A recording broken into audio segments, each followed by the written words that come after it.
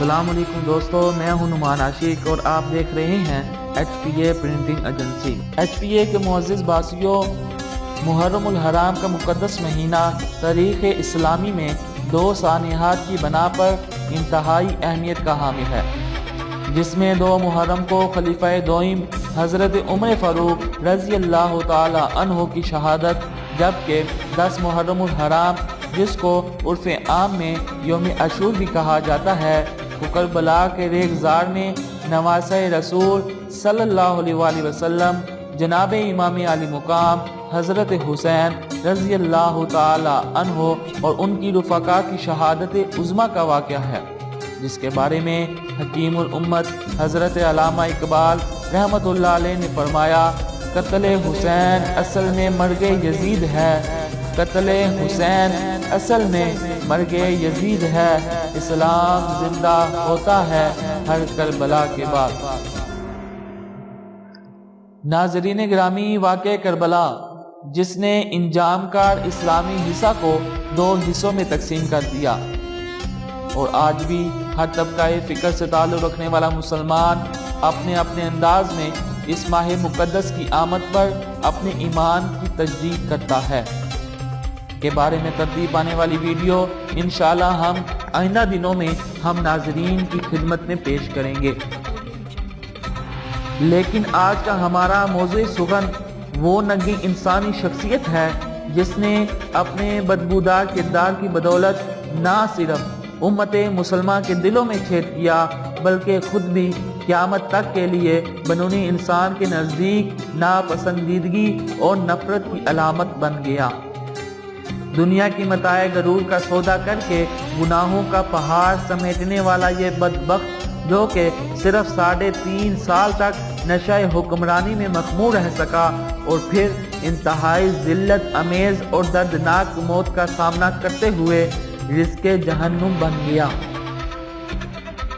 کی موت کیسے اور کن حالات میں ہوئی کی تفصیل میں جانے سے قبل نئے آنے والے دوستوں سے گزارش ہے کہ وہ پہلے چینل کو سبسکرائب کر کے ساتھ موجود گھنٹی کے بٹن کو بھی دبا دیں۔ صحابی رسول صلی اللہ علیہ وسلم اور کاتب وحی حضرت امیر معاویہ رضی اللہ تعالی عنہ اپنے اس بد کردار بیٹے کی سرگرمیوں سے نالاں ہوتے ہوئے اسے کئی بار راہ راست پر چلنے کی تلقین فرما چکے تھے۔ خلافت کے معاملے میں اس بات پر مؤخرین اتفاق کرتے ہیں کہ آپ یزید کو خلیفہ نامزد کرنے کی خواہش رکھتے ہوئے اس کے راستوں کی مشکلات کو دور کرنا چاہتے تھے، اور آپ جانتے تھے کہ مدینہ میں 3 جلیل القدر صحابہ ایسے ہیں جن کی طرف سے مزاحمت کا اندیشہ ہو سکتا تھا،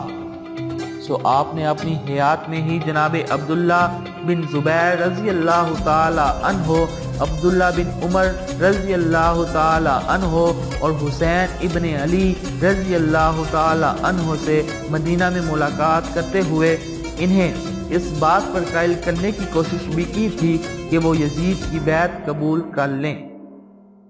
لیکن وہ اس میں کامیاب نہ ہو سکے۔ آپ کے جہان فانی سے کوچ کرنے کے بعد یزید بن امیہ کے دوسرے حکمران کے طور پر سامنے آیا۔ یہ شخص اقتدار کا اس قدر لالچی تھا کہ اس نے اپنے طاغوتی حکومت کو دوام دینے کے لیے نہ صرف امام حسین رضی اللہ تعالی عنہ ان کے رفقا کے خون مقدس کو سر لیا، بلکہ تاریخ اسلام کو بھی داغدار کر دیا۔ ناظرین گرامی، یزید تاریخ اسلام کا ایسا ناپسندیدہ کردار ہے جس کی جتنی بھی مذمت کی جائے کم ہے۔ اس بدبخت کے کردار و عمل کے بدولت اس کے محض 3 سال اہل اقتدار میں ایسے واقعات رونما ہوئے جن کا تصور کسی الہامی قوت سے بھی نہیں کیا جا سکتا۔ اس نے اپنے عظیم المرتبہ والد کی وصیت کو نظر انداز کرتے ہوئے ایک سنگ دل سپہ سالار کو فوج دے کر مدینہ کی طرف روانہ کیا، جس کے بعد وہ واقعہ وقوع پذیر ہوا جسے تاریخ میں واقعہ ہرا کے نام سے یاد کیا جاتا ہے۔ یہ واقعہ مدینہ سے 1 میل کے فاصلے پر تاریخ کے سینے پر ایک داغ کی صورت میں آج بھی موجود ہے۔ جہاں اہل مدینہ کے خلاف ہتھیار پوش یزیدی فوج نے اعلان جنگ کیا تھا۔ اہل مدینہ چونکہ اس فوج سے لڑنے کی استعداد رکھتے تھے تو ان میں سے اکثر لوگوں نے بھاگ کر مسجد نبوی میں پناہ لی، لیکن یزیدی افواج نے مسجد نبوی کے تقدس کو پامال کرتے ہوئے نہ صرف ان پناہ گزینوں کو خون مسجد میں بہایا بلکہ ان کے گھوڑوں کے بشا کے بدولت بھی مسجد کا تقدس پامال ہوا۔ قلم کو یارہ نہیں کہ وہ ان تکلیف دہ واقعات جن میں یزید کی ہزاروں بچیاں یزیدی افواج کے ظلم و ستم کا نشانہ بنتے ہوئے حاملہ ہوئی کی تفصیل بیان کر سکیں۔ واقعہ کربلا اور مدینہ پر حملے کا ظلم بھی اس کے دستہ ستم گھر کو تسکین نہ پہنچا سکا، اور پھر صحابی رسول حضرت عبداللہ بن زبیر رضی اللہ تعالی عنہ کو کچلنے کے لیے مکہ کی طرف ایک لشکر روانہ کیا گیا۔ آپ نے خانہ کعبہ یعنی مسجد الحرام میں پناہ لی۔ یزیدی فوج نے نہ صرف خانہ خدا پر سنباری کی بلکہ تیل میں ڈبوئے ہوئے کپڑوں کے ذریعے آگ لگانے کی کوشش بھی کی۔ بیان کیا جاتا ہے اس فوج کے سربراہ نے حکم جاری کیا کہ کعبہ پر روزانہ 10,000 پتھر برسائے جائیں۔ یہ یزیدی عمل جاری ہی تھا کہ قدرت خداوندی غضب میں آئی اور 14 نومبر 683 عیسوی کو ایک دردناک موت کا شکار ہو کر جہنم کا ایندھن بن گیا۔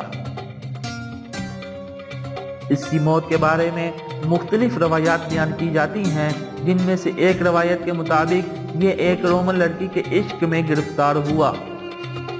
جس نے ایک دن اسے صحرا میں جا کر دعوت گناہ دی، لیکن جب اس کے ساتھ صحرا میں پہنچا تو اس لڑکی نے یہ کہنے کے بعد کہ تم وہ غلیظ انسان ہو جس نے اپنے پیغمبر اور ان کے نواسے سے بھی وفا نہیں کی، میرے وفادار کیسے ہو سکتے ہو، یزید پر خنجر کے وار کرتے ہوئے قتل کر دیا، جس کی لاش کئی دن تک صحرا میں پڑی رہی اور بالآخر تلاش بسیار کے بعد اس کی باقیات کو دفنا دیا گیا۔ دوستو، ویڈیو کے بارے میں ہمیں اپنی آراء سے ضرور آگاہ کریں اور دوستوں کے ساتھ بھی ضرور شیئر کریں۔ خدا حافظ۔